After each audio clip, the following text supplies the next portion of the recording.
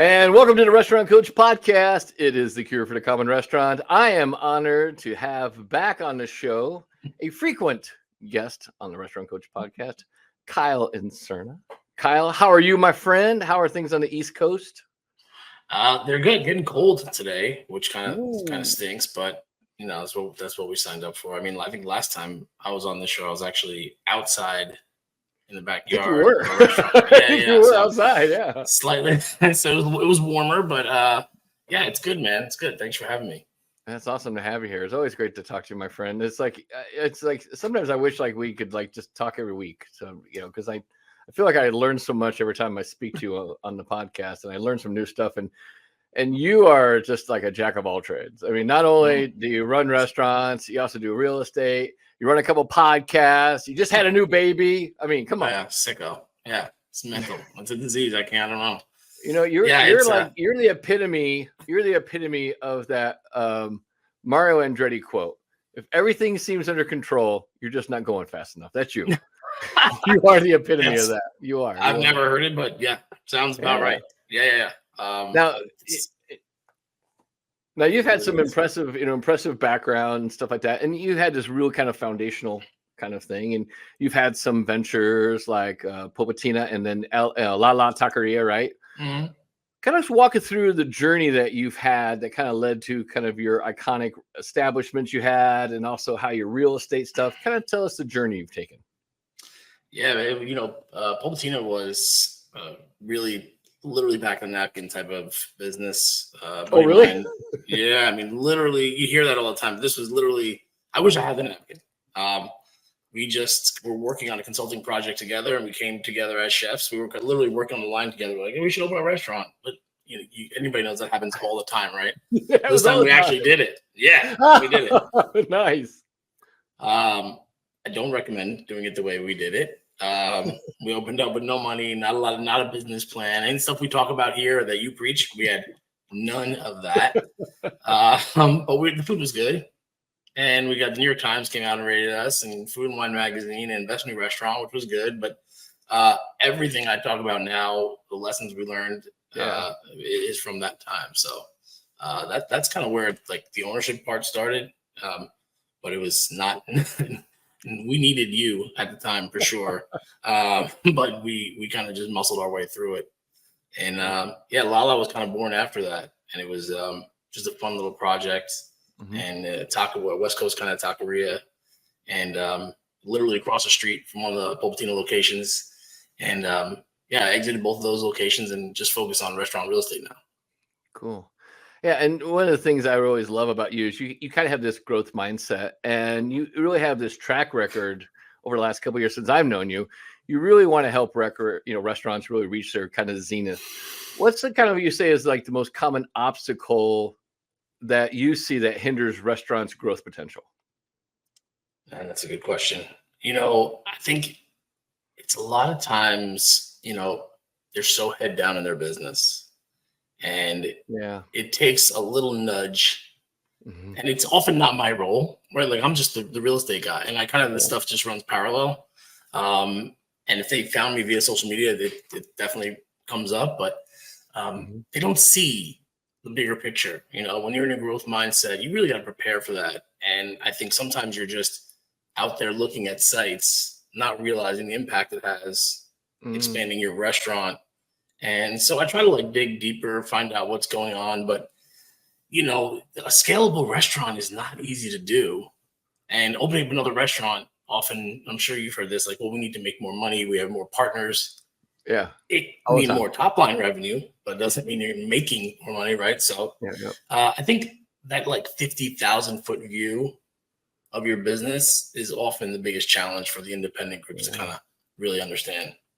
It's hard when we were talking about that today. I have my restaurant masterminds group, and we have a call on Monday, and I was talking to them about the similar thing. Is when you're in the hole digging, sometimes you just tend to just to keep your head down, and you're just looking down, and you're digging because you know how to do the work. Yep. So most restaurant owners do, and that's what they got where they are, is that they know how to do hard work. But sometimes, man, you just got to stop and pause and look up and say, wow. And I said, sometimes you might look up and see there might be someone reaching their hand out going, hey, man, let me help you out. Let me show you a different way. Oh, man, like that is, I mean, that's exactly right. I mean, you could be confusing being busy with being productive, right? Like that's a big thing. So I think because you want to do it, right? People don't get in this business unless they want to do it. They have a passion for it. So clearing a table or managing some sort of expectation in the back of the house or cooking or working the bar or drafting new recipes, that's what you want to do, but it's often not what you should be doing. I think that's probably what I would say would be the biggest challenge. They focus on what they want to do rather than what they should do. That's very cool. That is so true. So, transformation is a big thing. We talk about transformation in coaching. There's change and there's transformation. Change never really happens. Change is like, I always say, wishful. Transformation is actually where it actually does the work. And that's where transformation happens. Share maybe a story about one of the restaurants you've worked with and maybe some of you've consulted with, where they've had some significant real transformation. Yeah. I would have to say probably the most significant transformation was a small taco shop that I was working with. And it took a second for the owner to realize that this was not just a place for, he was a chef and he had the vision for this concept and he just didn't see the business side of it. Yeah. He was coming from a corporate background, which I always is a little bit of a red flag to me, because when you work corporate, all that stuff's kind of taken care of, right? And when you're independent, all that's on you. And exactly. he needed, like, some people need to just feel it. You couldn't tell him. I'm sure. I mean, you must deal with this all the time, right? People, yeah. So I was like, you're not going to want to do this, because if you do this, it's going to lead to X. You're going to want to start posting more on social and he was just adamant, like, no, I know what I'm doing. And then all of a sudden it just clicked for him one day. All the things I had said, he kind of just said, hey, you know what? You're right. Like, I got to focus on the business. I can't be in the back slicing jalapenos and making the fresh tortillas. And kind of like what I said before is he was so focused on what he wanted to do and the passion of it. Yeah. He wasn't focused on what he should do. And just, I think for everybody, it clicks at a different time. Mm-hmm. And you're just kind of like words. And then the delivery doesn't show up. Right. And you're like, shit, somebody didn't pay the produce guy. Yeah. Or like, oh, that somebody was me. I didn't pay the produce guy. Oh, yeah, shit. Yeah, me? Yeah. But I love you when I listen to you talk. I mean, it's always like some like one liner that resonates with me. And it's true. Like, these guys have to realize that all this stuff starts in the mirror, right? Like, it's good and bad. It's you. Yeah. It's all your fault. And that's a positive thing if you look at it the right way, I think. Yeah, I think the hardest part for people to do is just to own the truth. And to own the truth is just to admit that, you know what? Shit, man, I don't know everything. And that was my thing. My first restaurant, I was like almost every other restaurant owner in the world. I was just in my head. I figured I knew enough to run a restaurant, and I knew how to run a restaurant. I didn't know how to build a brand. Yeah. And I didn't understand that part about, and I was like, just like you're talking about with your client. It's like, I was busy doing the things I like to do. I loved working the line. I love cooking. Love like getting the feedback from the guests. I had an open kitchen. People walking up saying, "Oh my God, this is amazing." I love that. Yeah. You mean you didn't like, balancing out you're checking your bank statement against the QuickBooks? Yeah. Yeah, QuickBooks. What was that? Yeah, exactly. Was that a new QuickBook? Yeah, exactly. No, I mean, in a bank.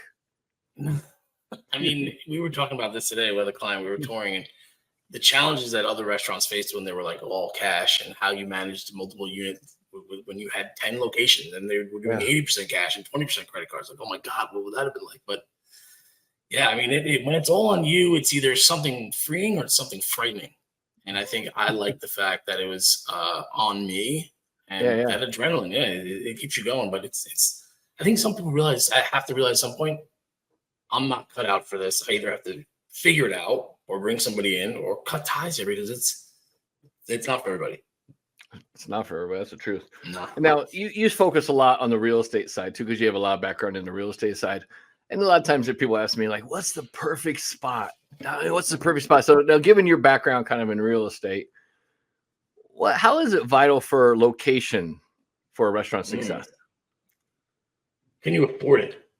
There you go. Because, man, like, that's I've been there, and that looming feeling of having to write that gigantic check and trying to just run through your cash flow in your head and like, man, I got to write this giant check.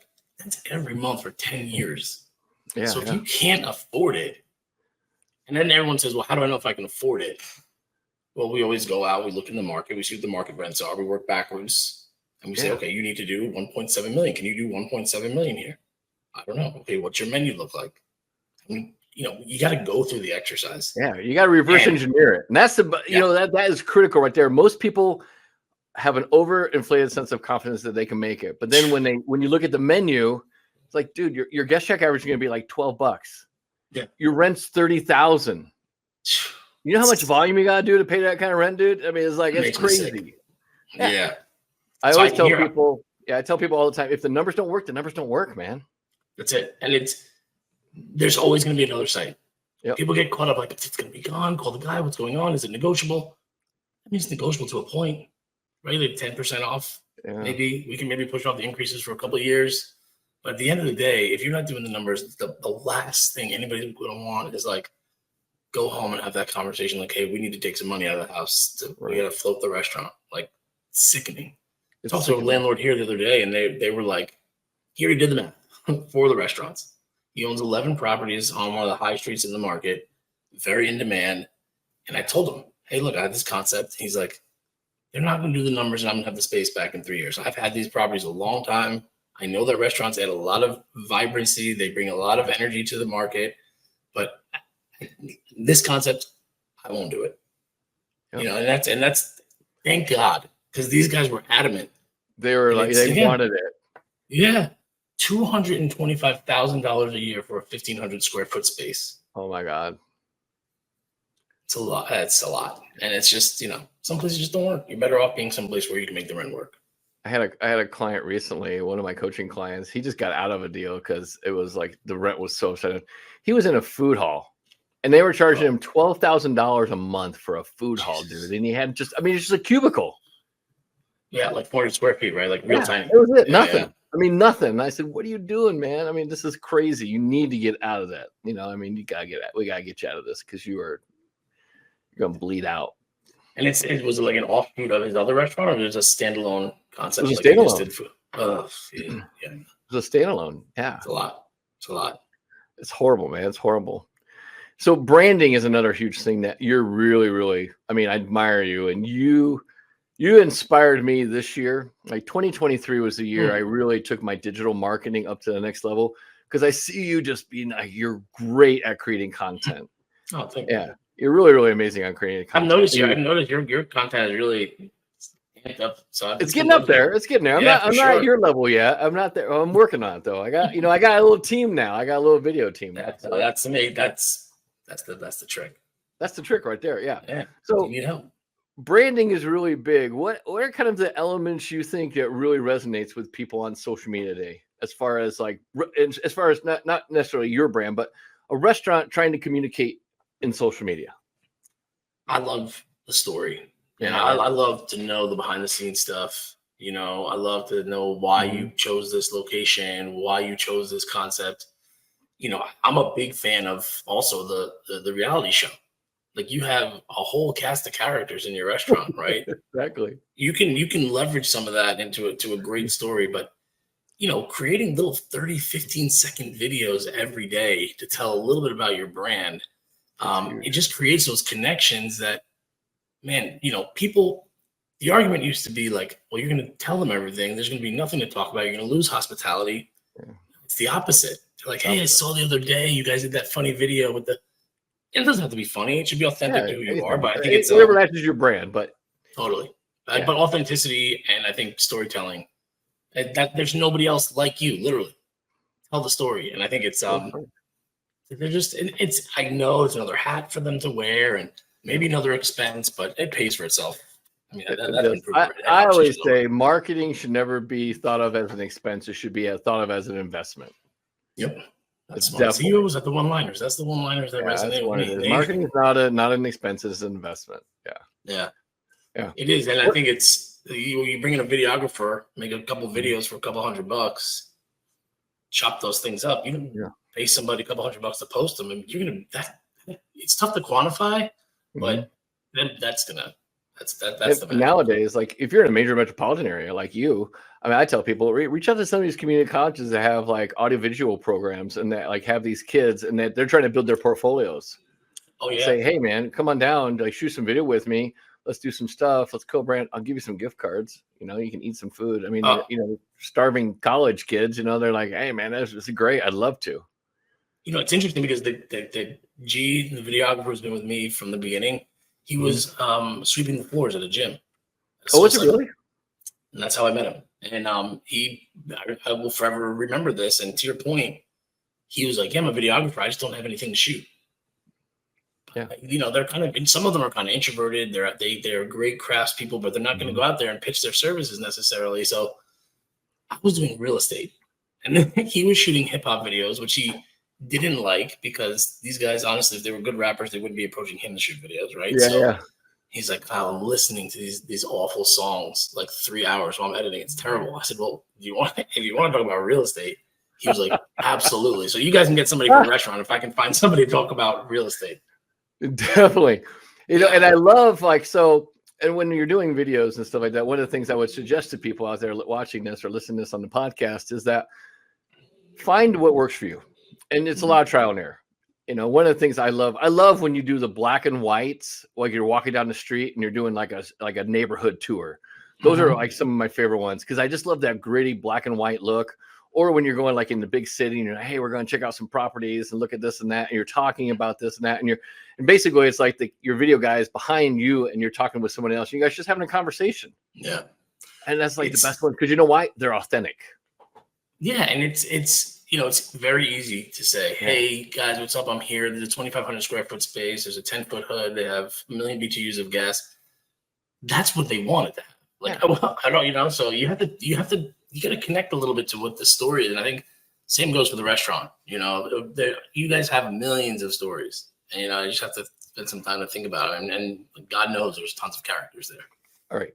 The question to ask the question that everyone asks me all the time. How much posting is too much? I don't think there's such a thing. I don't think so. I don't. Yeah, because I think the algorithm's kind of against you now. Oh, it definitely is. Yeah, because why would they push you out when they charge you for more exposure? So you got to fight your own way. You know, I've definitely seen, and I've done some research. I've been tracking some stuff recently on this about impression marketing, impressions versus sales. And how as a restaurant increases their impressions, gets more visibility, puts out more content, gets more visibility, the sales follow behind it, but they also trend up with the impressions. I got a guy in New York City, actually. He has a really cool restaurant. He's in Brooklyn too. And he's been noticing he's really big on TikTok and Instagram. That's his two big channels. And as he's noticed as his TikTok views and his impressions go up, his sales have been steadily doubling too and climbing. Shit. Now, not as fast as his impression rate, but he's noticed that they're following like if his impressions are up here, he knows like, you know, they're coming up right behind it, which is awesome. Wow. Yeah. I mean, it's the same way, like when we were in the business and they would approach us to go in the newspaper. Yeah. Right? Like we couldn't quantify it. They'd be like, there's 600,000 eyeballs that look at this magazine or this newspaper. Okay. And then we just decided if we could afford it or not. Now it's free, basically, and you can control the output. I don't think, you know, I think that people think that everyone's going to look at you and it's all going to come up in the feed. It's not, you know, it's just not. So I don't think there's the right amount of posts, I think, is the amount you can handle without it feeling like it's stressful. Yeah. I post a lot more than I ever have. And like, you know, and the good positive comment I get from a lot of people is like, I see you everywhere. I'm like, good, that's my plan. Yeah. Yeah, exactly. Get used to it. Yeah, see me everywhere. I want you to see me everywhere. That's right. Yeah, you've seen Grant Cardone, right? Oh yeah. Grant Cardone's big thing is like, you might not know me, you might not like me, but you won't ignore me. Yeah. I'll make sure you know who I am.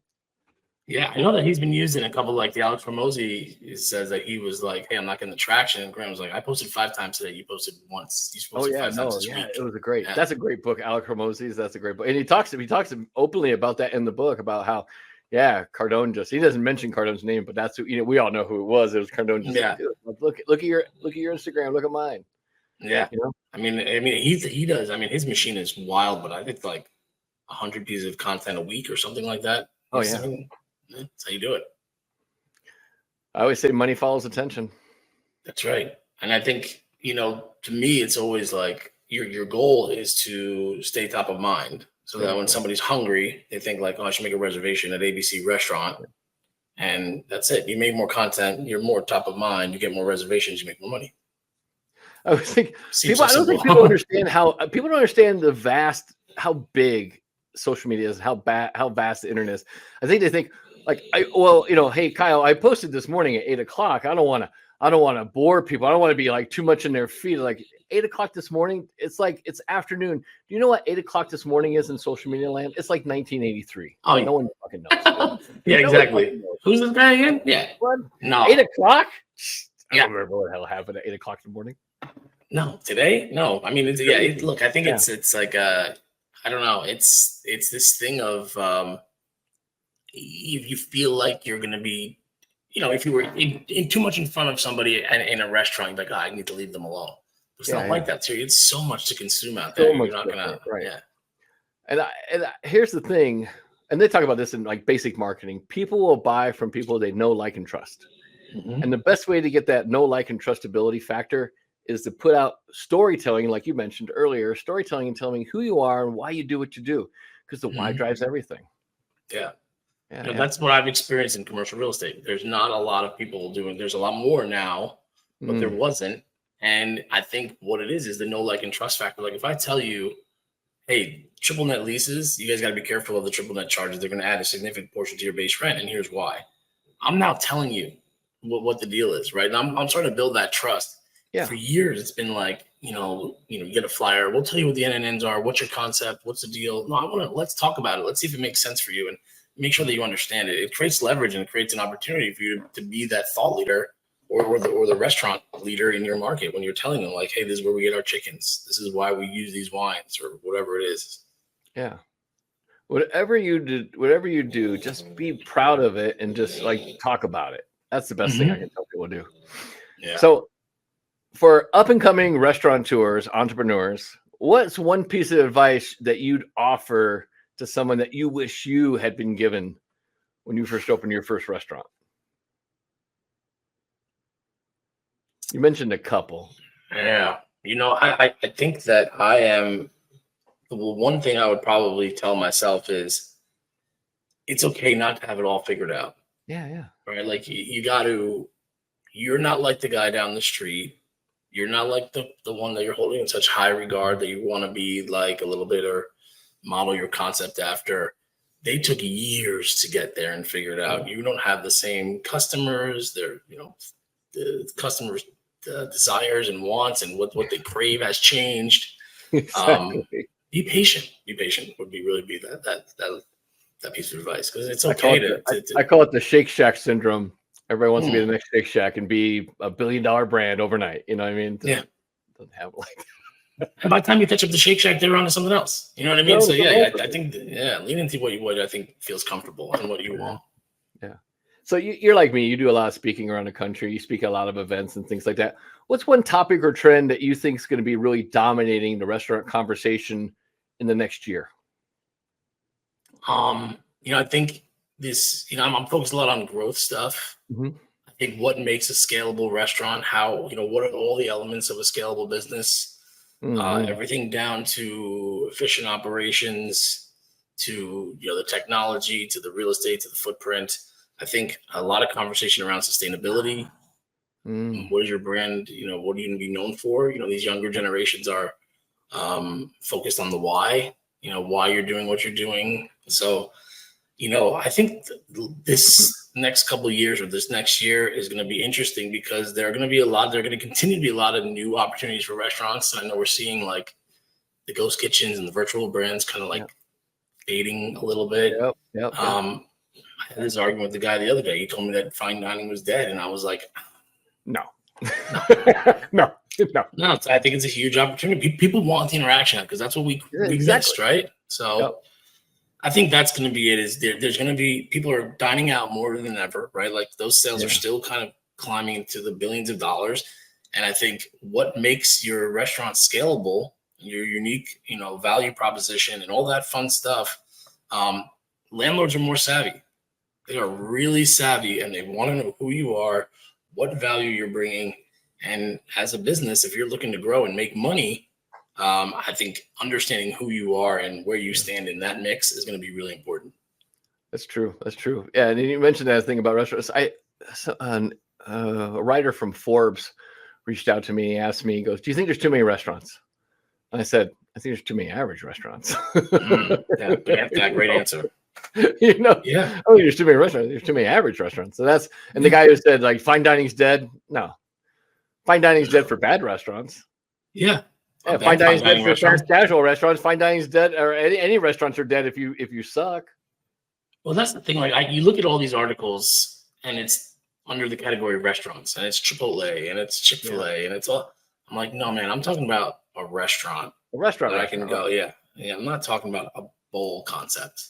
Like there are plenty of restaurants that are bowl concepts that are great, but like there are a lot of classifications of restaurants, and I don't think I personally, the fine dining, the French duck à l'orange tableside stuff, I think there's a lot of nostalgia to that. I think that's very cool, and I think some of the younger generations think the same. That's why like the Carbone group is doing.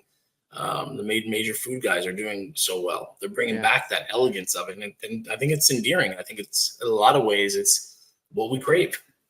Exactly. No, it really is. It really is. So, podcasting. You host a couple podcasts. Yeah. Yeah.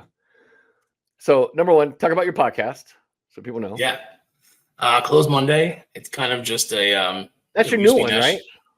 We just rebranded the old one into something that was a little bit easier to roll off the tongue. And God, man, I'm telling you, like, I can't even tell you how many names I rolled through. And for a long time, I had Closed Monday written down, but it sounded negative to me until I realized, unless you work in hospitality, Closed Monday is like, we're Closed Monday. Thank God.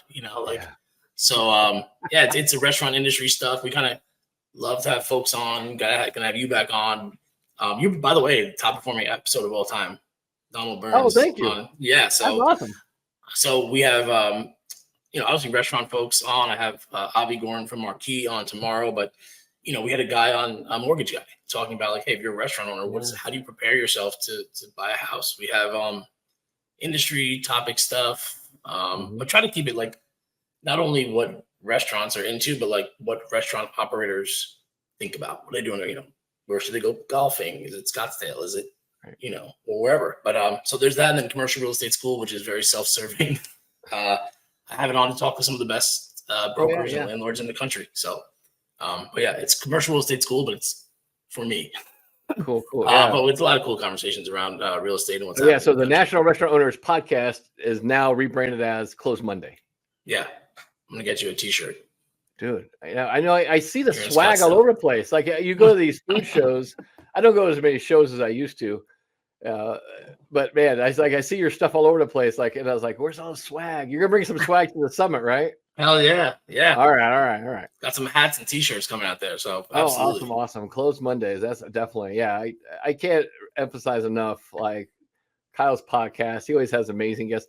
Anybody been on your show as a guest that kind of a unique character? Oh, dude. Yeah. He was so high for this interview. No way! Oh my god! Yeah, it was.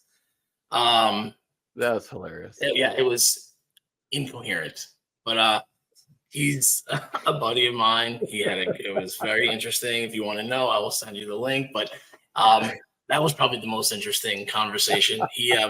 He was FaceTiming celebrity chefs in the middle of the interview. I don't even think he knew that the podcast. I don't even know if he knows the podcast today is out, and we recorded like a year ago. But that was for sure the most interesting. But I'd love to have some more of that stuff, right? It's we're an industry full of misfits and characters, and I think sometimes we hear a little bit of that. Yeah, but that one was a little, a little bit different. Really yeah, you have to send me the link for that one. I have to check it out for sure. Yeah, it's in the subscribers only section. Yeah, subscribers only section. Nice. So, yeah, absolutely. Looking at current challenges happening in the economy, we got an election coming up next year and stuff like that. What do you think is going to be the biggest challenge for restaurants in the next 6 months to a year? Pricing. I saw an article yesterday that Chipotle raised their price for the 4th time in 2 years. Which is crazy for them. Crazy for them. And it's crazy probably. I'd be curious to know, because you have a lot more experience with this, but like, the reluctance on these guys to raise their prices. It's the last thing they want to do. They think they're going to lose. No one's going to come. I raise my prices, no one's going to come to my place. But I'll open every day and lose money. It makes no sense. Exactly. It's like the stupidest logic in the world. What is that? I don't want to raise my prices, but I'd rather stay open and lose money. Okay. I'm not your guy, man. So yeah, like, you might want to pick up the phone number to that truck driving school. Yeah, exactly. What were you doing before this? We're gonna go back to that. It's just a weird dynamic, and it's unfortunately, I think. Well, not unfortunately. Fortunately, you can be transparent on social media and tell, like, hey guys, tell the story. Be transparent. Hey, this is why we're doing it.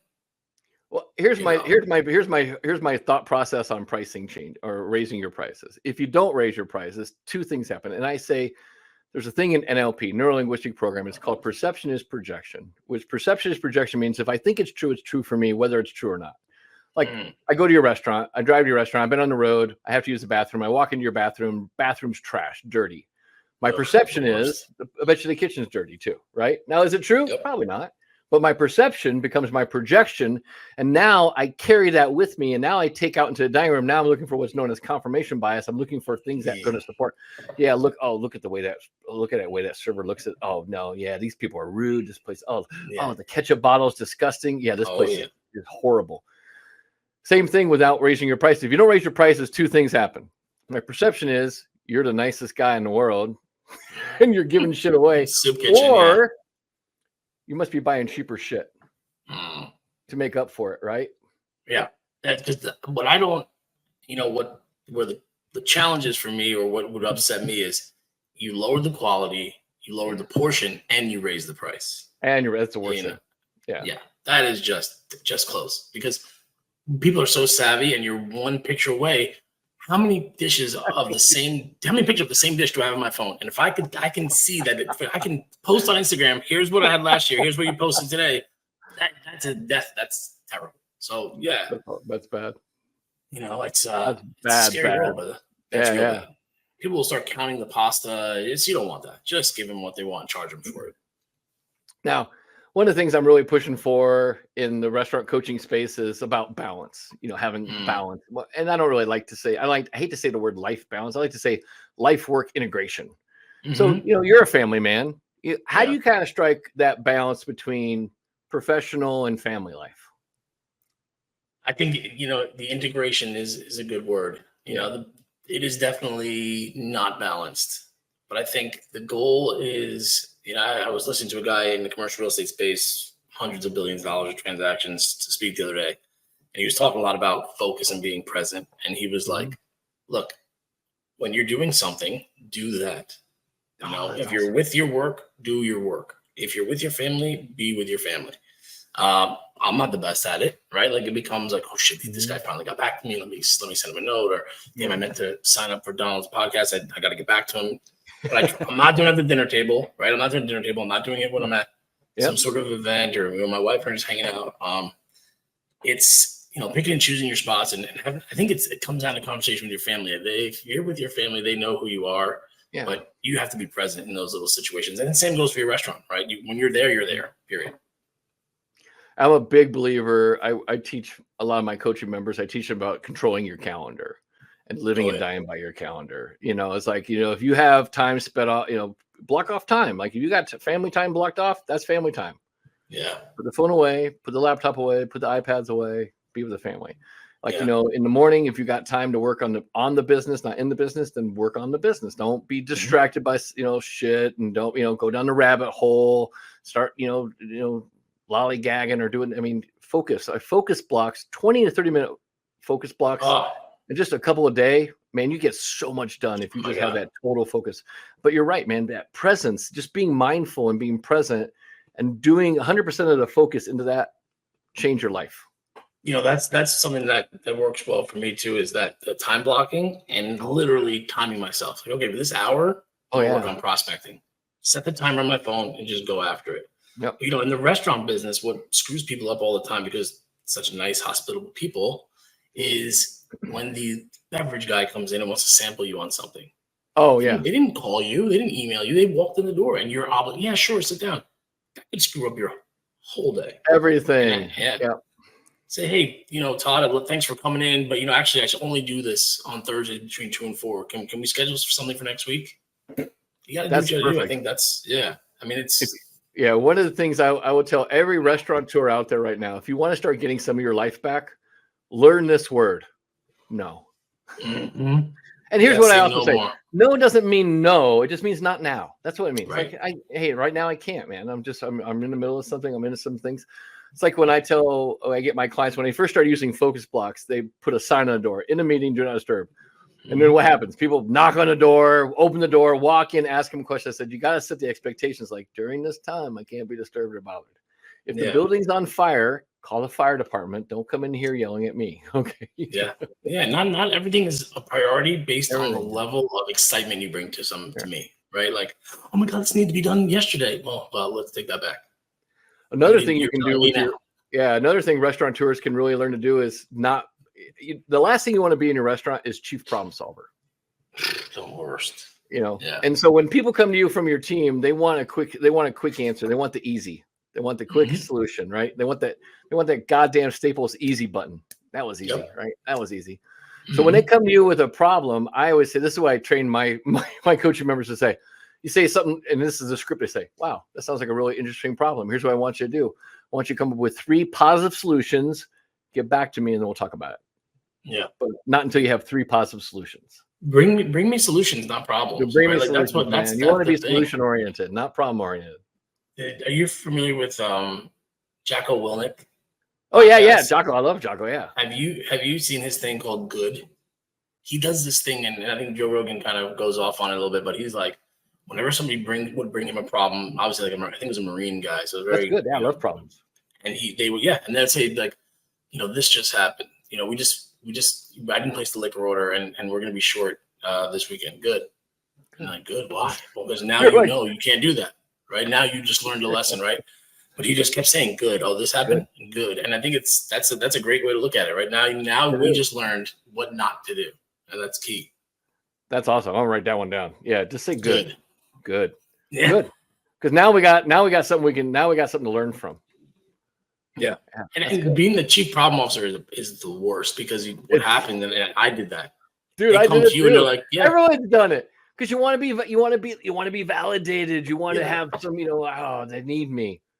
Yeah. And that's the biggest thing. Like, a lot of times and one of my things in my coaching is I try to take you from being an operator to being an owner. And there's a big mindset shift that happens when you have to go from being operator, being there every day, and like feeling they need me. I'm a part of this. If I walk away, this thing will fucking fall apart. Yep. 2, I'm an owner, and this is an investment, and I want to look at it as an investment. I want to look at my numbers. I want to make sure I have a growth plan, and I'm working on the business, not in the business.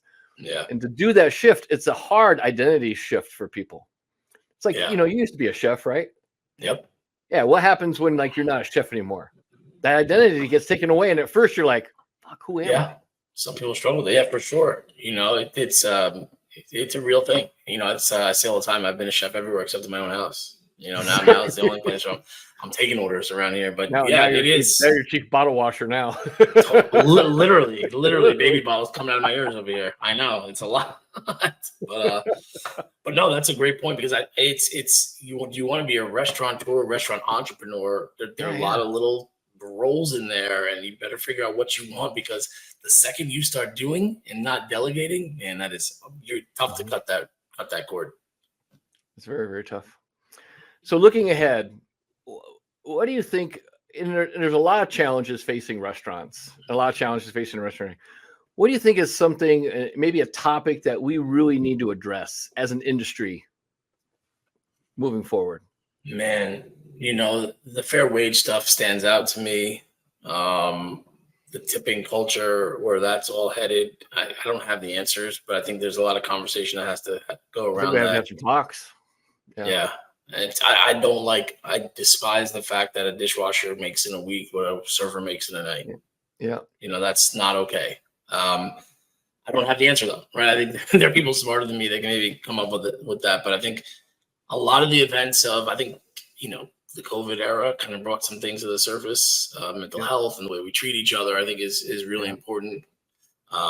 Eating out of quart containers on your lunch break in the back alley in the next 10 minutes it's not horrible, not the way to live your life. It's not okay. Yeah. So you ever worked? I always make the joke. You ever worked in a restaurant until you've eaten out of a deli cup?